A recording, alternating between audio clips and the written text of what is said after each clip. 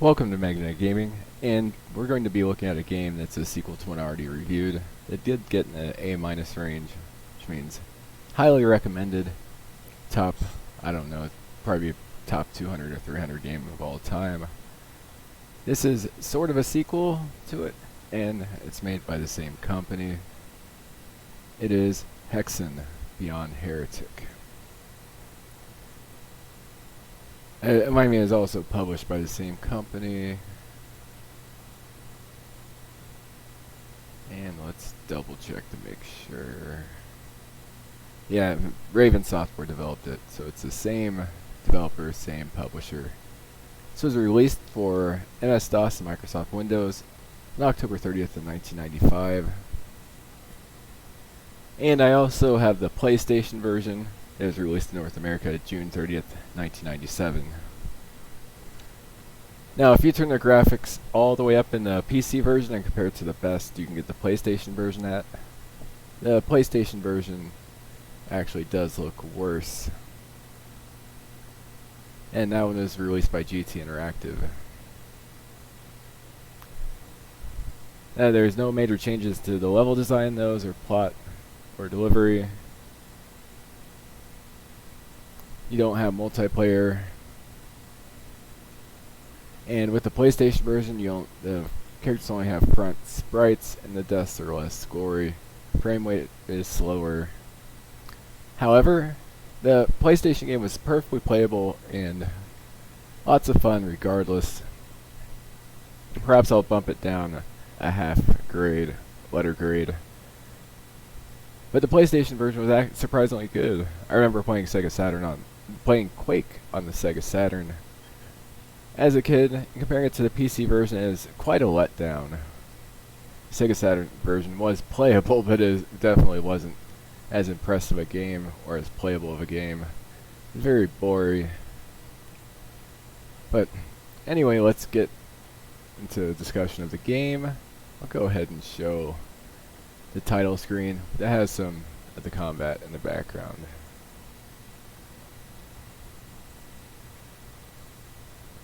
Alright, so what you have here, it's a first-person shooter.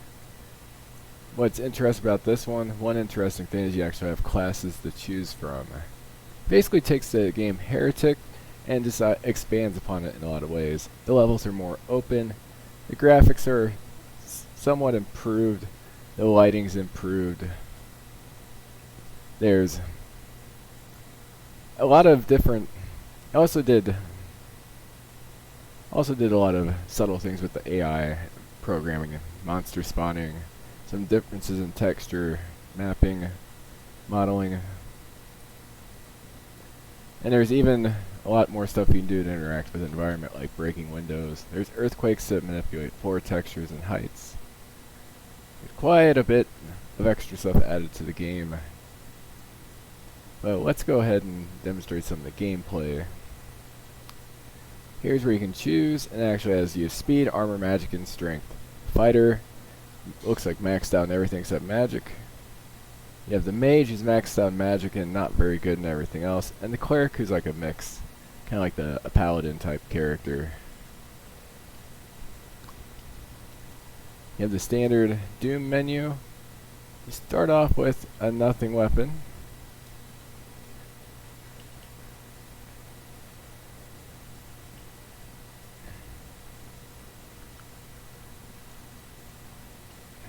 You can break that open, grab some life. See little glass shards. Now this game does look dated. There's no denying how dated it looks.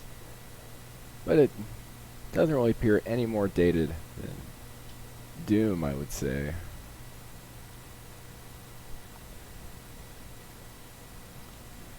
And let's go ahead and make some changes. Okay.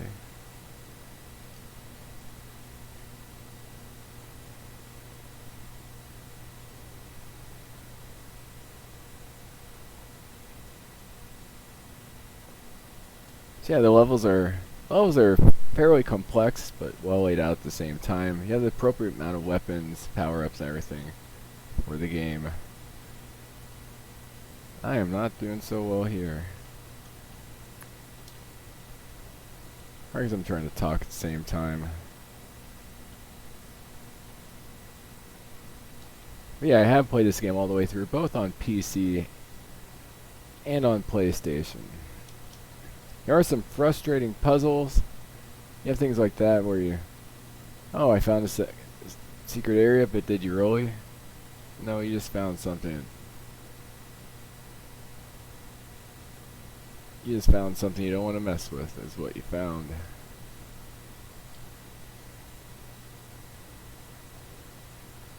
Some more windows to break.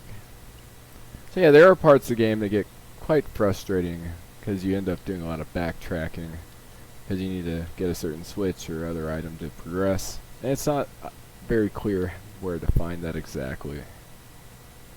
The controls are spot on, just like Heretic.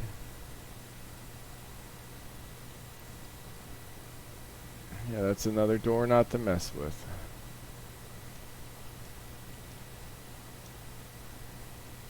So yeah, graphics dated, but they fit the theme, and they are well done for considering the engine and time period. And the sound effects are actually quite well done as well. That sounds like a window shattering. Everything fits pretty well in the environment.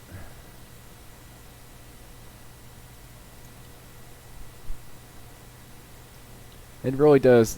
The lighting, the sound,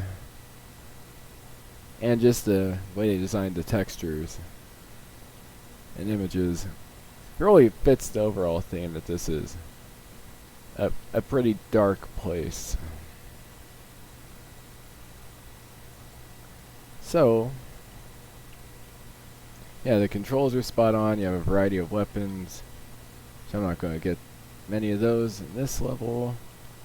There we go. That's what I needed to trigger.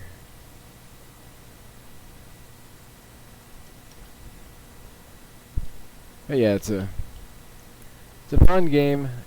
It can be frustrating at times when you have to backtrack to certain areas.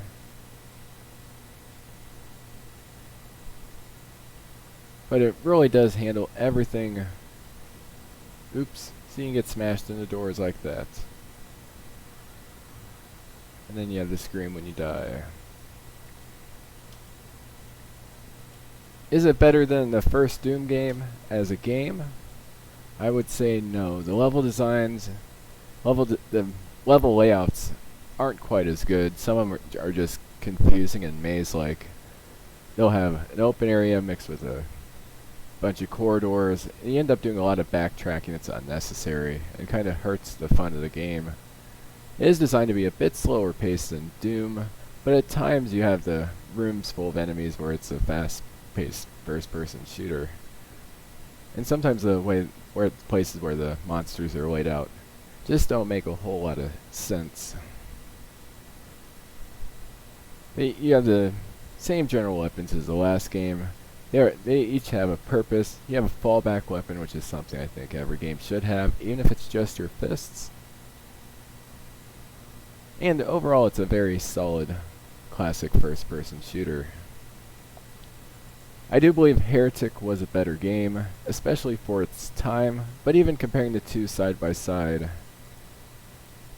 despite not having the class system, I believe Heretic's level design just seemed, I don't know how to describe it exactly, but they're put together in a more sensible way, a more organized way, instead of just being like some of Hexen's levels are put together in such way as they were intentionally designed to be confusing mazes, which really takes away from the fun of a first-person shooter. So, where do I place this on the list? It is a bit of a tricky one to put on here. It does some things better than Heretic, but overall I think in 1997 they should have been able to do a little bit better than this with the level design. And with the classes, there's not enough done to expand upon the classes in the game to make a huge difference other than weapon types you're using and the speed that you move. They could have done a whole lot more and tied that back into the game's lore a bit more. Instead, you just have some marginal differences in combat. So, where am I going to put on the list? I'm going to put in the B plus category. It's still a game I highly recommend. You can pick it up for $5 or $6 on GOG or Steam, and that includes the expansion. So it's, for the price, you'll definitely get your money's worth. You'll get a good 10-15 hours of gameplay out of it, at least. If you can find people to play multiplayer with, the multiplayer is quite fun as well, although not as expansive, not as big of a community by any means as compared to even the original Quake community at the moment. And you're not going to have as many mods, custom maps, etc. out there, but there are some. So altogether, the entire package, I'm giving it a B+. It's a very good game. It's just not quite enough to put on the top tier list. And I am going to place it